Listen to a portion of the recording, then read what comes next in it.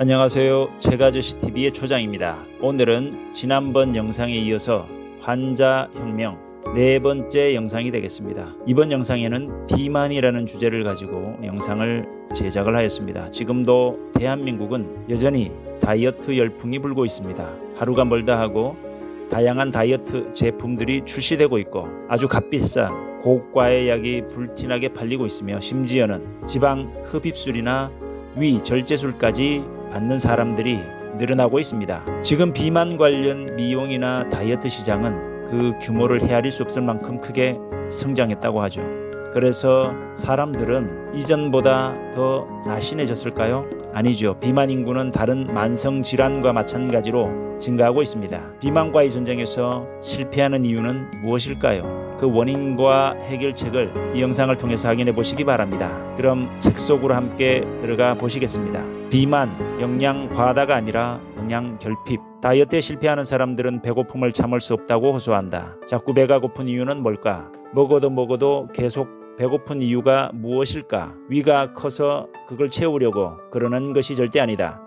우리 몸을 정상적으로 운영하기 위해서는 에너지가 필요하고 에너지를 만들어 사용하려면 필요한 무엇인가가 있다. 우리 뇌가 인지, 판단, 기억 등을 정상적으로 하고 몸에서 정상적으로 호르몬을 생성하고 분비하며 정상적으로 효소 활동이 일어나려면 결국 필요한 것은 원재료, 즉 비타민과 미네랄 같은 영양소들이다. 필요한 영양소와 환경만 제공해주면 우리 몸은 건강하게 작동된다. 그야말로 간단하다. 몸이 비타민이나 미네랄을 필요로 할 때, 즉 영양소 보충이 필요할 때 우리 몸은 뇌에 신호를 보낸다. 신호는 한 가지밖에 없다. 바로 배고픔이다. 마그네슘이 부족해도, 비타민 B가 부족해도 배고픈 신호를 보낸다.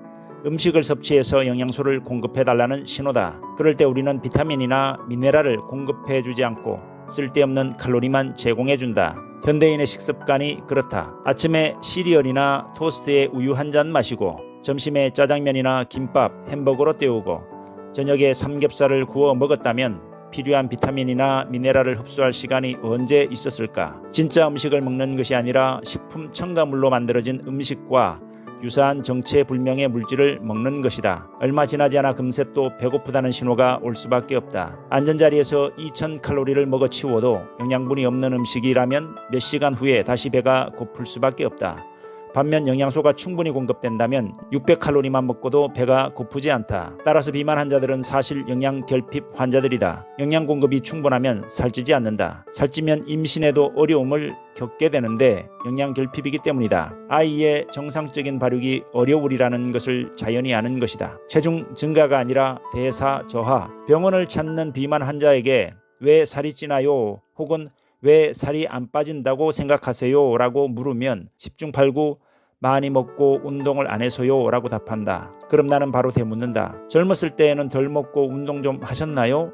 당연히 젊었을 때도 지금처럼 운동을 안 했고 음식은 오히려 가리지 않고 더 많이 먹었지만 그때는 지금처럼 살이 찌지 않았다. 그때와 지금의 가장 큰 차이는 운동량이나 먹는 음식량이 아니라 기초 대사량이다. 나이가 들면서 자연스럽게 기초 대사량이 떨어지지만 관리를 못했을 경우 더 떨어질 수 있다. 옛날 전후 세대와 비교할 때 현대인들이 많이 먹고 운동량이 줄어든 것은 사실이다. 하지만 지난 10년 전과 비교해보면 먹는 양과 운동량에는 큰 변화가 없다. 그럼에도 그 사이 비만 인구는 엄청나게 늘어났다. 더 이상 유전자를 탓할 수만도 없게 되었다. 이렇게 짧은 시간에 유전인자가 바뀌었을 리는 없기 때문이다. 운동 부족에 과식을 한다고 생각해서 헬스클럽이나 비만 클리닉이 동네마다 몇 개씩 생기지만 비만 인구는 줄어들지 않고 오히려 늘어나고 있다. 단순히 먹고 운동하는 문제가 아니라는 방증이다. 손발이나 얼굴이 붓는 부종의 원인이 물을 많이 마셔서 그런 것이 아니듯 살이 찌는 원인은 단순히 많이 먹어서가 아닌 것이다. 부종이 신장의 조절 기능에 문제가 생긴 것이라면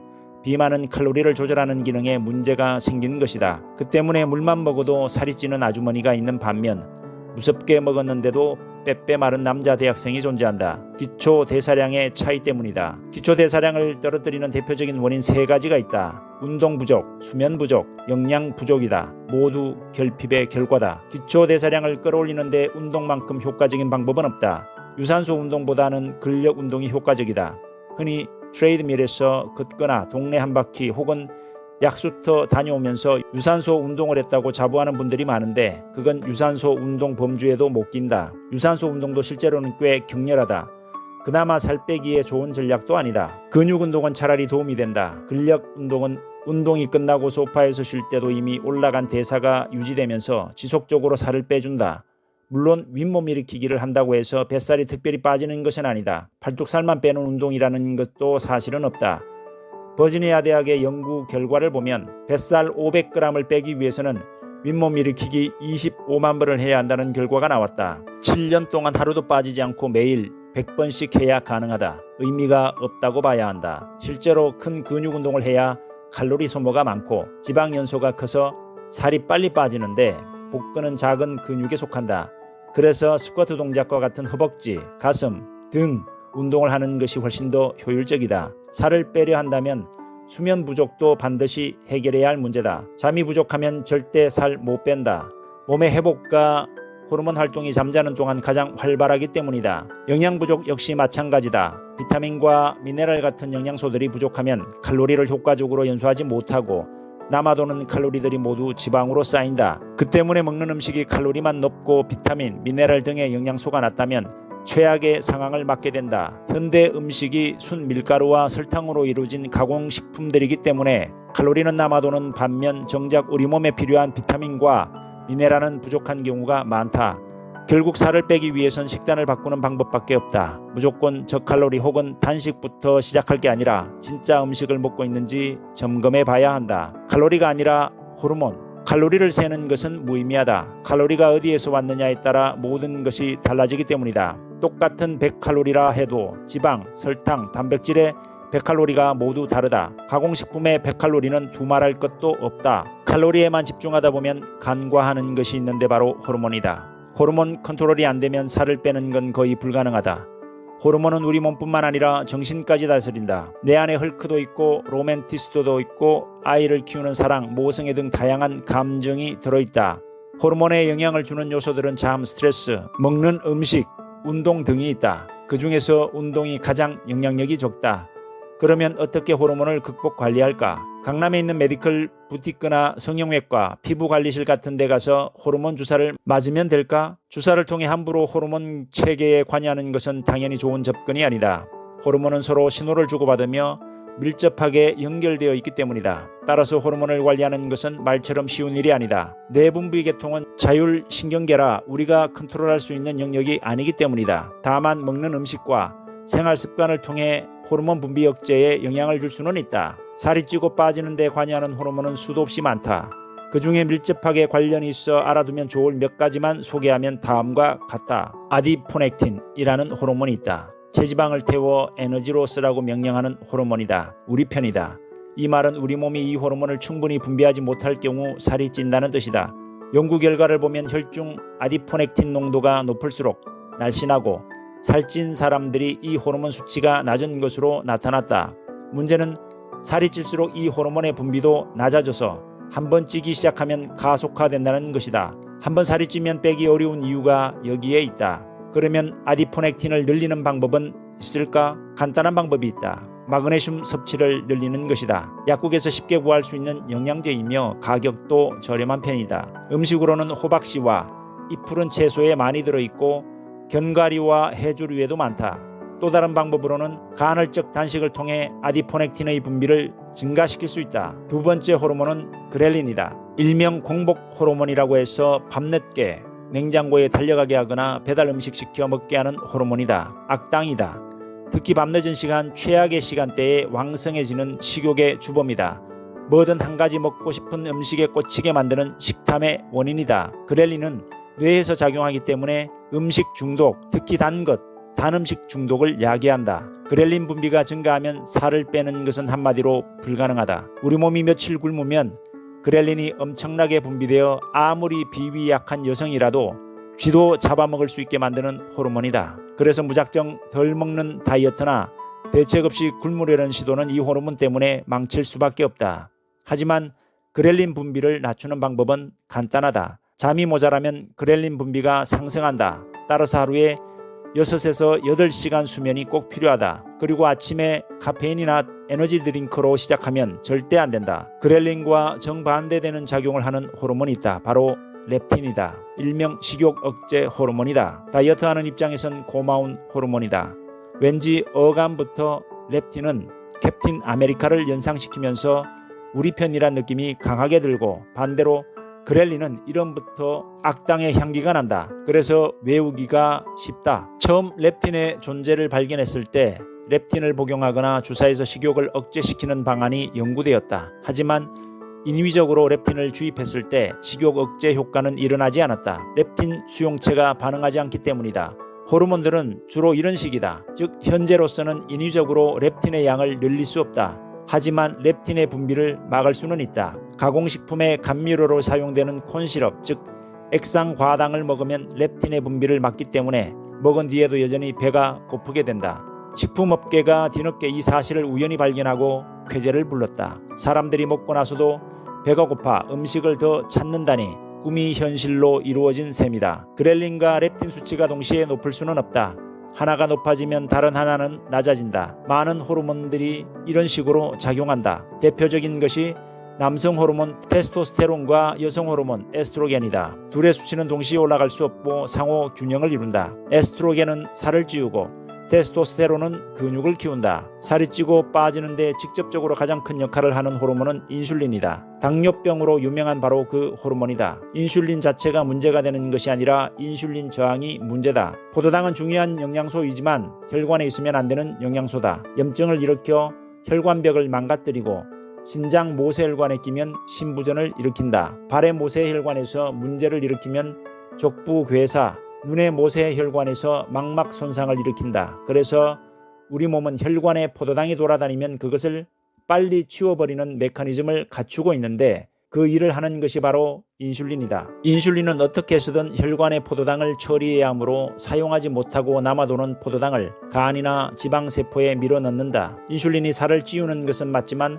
자기 할 일을 했을 뿐이다. 인슐린 저항을 되돌릴 수 있는 가장 쉬운 방법은 굶는 것이다. 간헐적 단식을 통해 인슐린 저항을 되돌릴 수 있다. 마지막 호르몬은 스트레스 호르몬으로 잘 알려진 코르티솔이다.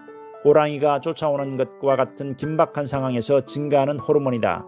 순간적으로 긴박한 상황에서 우리 몸의 기능을 반짝 끌어올리는 요긴한 호르몬이지만 현대인의 지속적인 스트레스는 상황이 조금 다르다. 우리가 보통 겪고 있는 스트레스는 일시적인 것이 아닌 만성적인 스트레스로 건강한 스트레스가 아니다. 그리고 호랑이에게 쫓겨 달아날 때와 같은 폭발적인 운동량이 동반되어야만 코르티솔이 해소되는데 현대인들은 그런 운동을 하지 않는다. 당연히 만성적으로 코르티솔 증가 상태에 놓이게 된다. 만성적인 코르티솔 증가는 몇 가지 부정적인 영향을 끼치는데 첫째가 코르티솔 증가하면 식욕이 함께 증가하는 것이다. 먹는 걸로 스트레스를 푸는 경우가 바로 그 예다. 둘째, 코르티솔은 에너지를 사용하기 위해 근육을 파괴한다. 근육이 파괴되면 지방 대비 근육량이 낮아져 기초 대사량이 감소한다. 기초 대사량 저하로 인해 살이 찐다. 셋째, 코르티솔은 유난히 복부 지방을 증가시킨다. 코르티솔이 증가하면 여성 호르몬 에스트로겐이 함께 증가하는데 에스트로겐 역시 살을 찌우는 호르몬이다. 여성이 남성보다 지방이 많은 이유다. 그런데 유난히 배에만 살이 찌게 된다. 반대로 복부 지방이 많으면 코르티솔도 더 많이 분비하기 때문에 악순환의 고리에 빠질 수 있다. 배가 나오는데 가속도가 붙는다. 다행히 코르티솔 역시 돈 안 들이고 낮추는 방법이 몇 가지 있다. 가장 쉬운 방법 중 운동이 그중 하나이고 또 다른 방법은 복식 호흡과 명상이다. 그냥 앉아서 코로 천천히 4초간 숨을 들이마신 후 숨을 멈추고 배까지 삼켰다 2초간 입으로 내쉬고 3초간 정지한다. 이것을 8번 반복한다. 이런 간단한 복식 호흡법이 스트레스 반응을 리셋시킨다. 내 호흡이나 명상 같은 것들도 다 비슷한 이치다. 지방이 아니라 탄수화물. 최근 들어 저탄고지붐이 일면서 사람들이 지방보다 탄수화물을 더 경계하는 현상도 생겨났다. 그리고 지방이 해로운가 탄수화물이 해로운가 하는 논쟁도 벌어졌다. 의사들 사이에도 의견이 갈리고 있다. 과연 뭐가 더 위험할까? 쥐를 대상으로 실험을 했다. 한쪽 그룹의 쥐에게는 닭만 줬다. 그러나 당뇨가 생기지 않았다. 다른 그룹은 지방만 줬다. 역시 콜레스테롤이 높아지거나 심장마비에 걸리지 않았다. 특이하게도 쥐들은 당이나 지방에 상관없이 적당량을 먹다가 멈추었다. 쥐가 본능적으로 알아서 먹는 양을 조절한 것이다. 지방만 준 쥐는 심지어 당분만 준 쥐보다 덜 먹었다. 지방이 열량과 영양이 높으니까 알아서 적은 양을 먹었던 것이다. 그런데 쥐에게 치즈케이크를 주면 멈추질 못하고 계속 먹었다. 치즈케이크는 당과 지방이 적당한 비율로 섞여 있다. 입에서 살살 녹는 비율로 섞어주자 조절 능력을 상실한 것이었다. 뇌의 쾌락으로 마약 중독처럼 작용하는 것은 적절한 비율로 섞인 지방과 당분이다. 그리고 쥐에게서 당뇨와 콜레스테롤 문제가 모두 발생했다.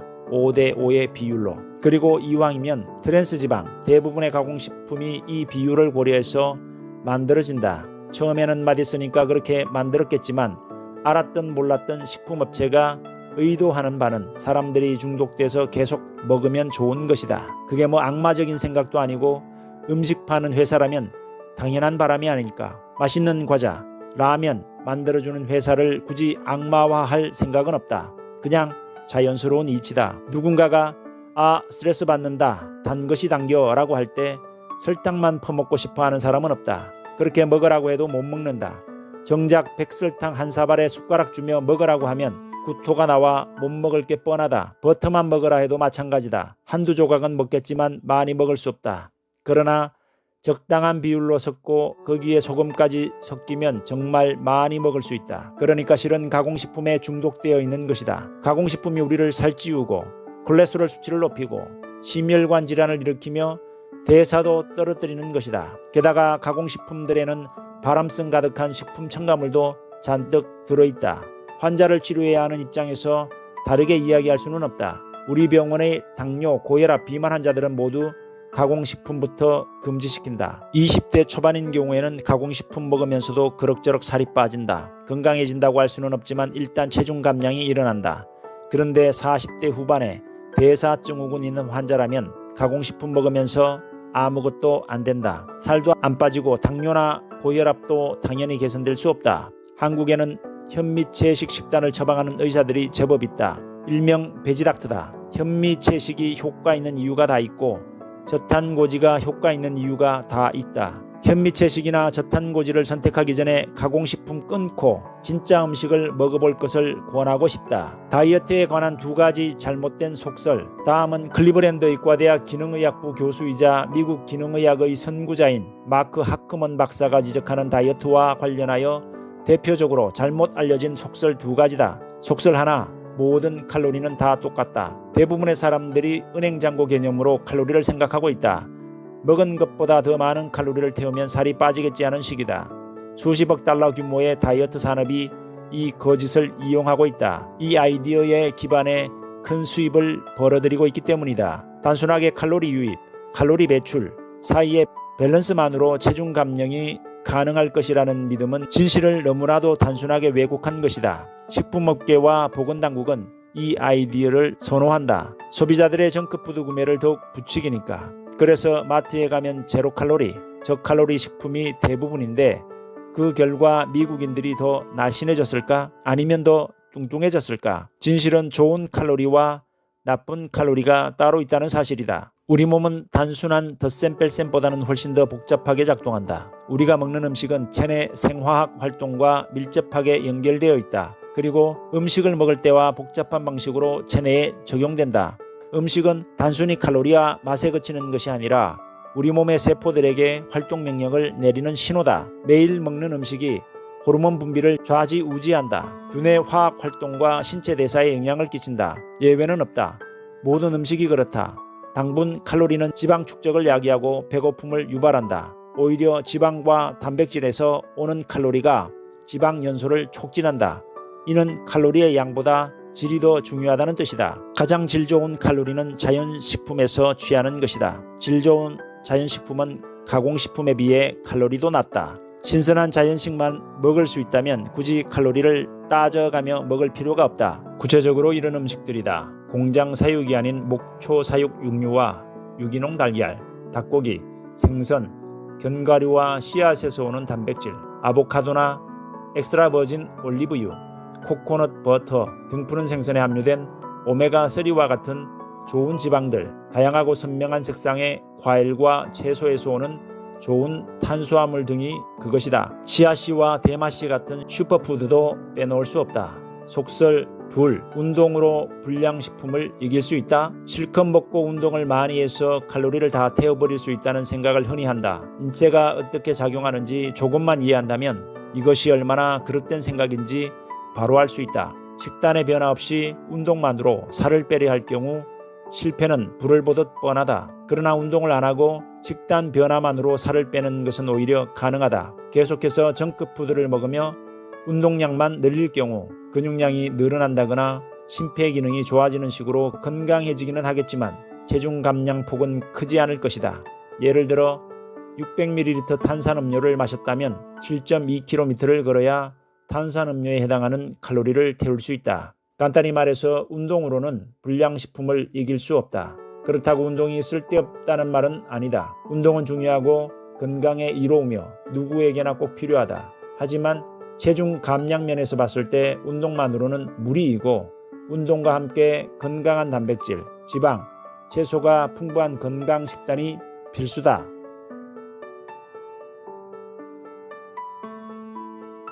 시청해 주셔서 감사합니다.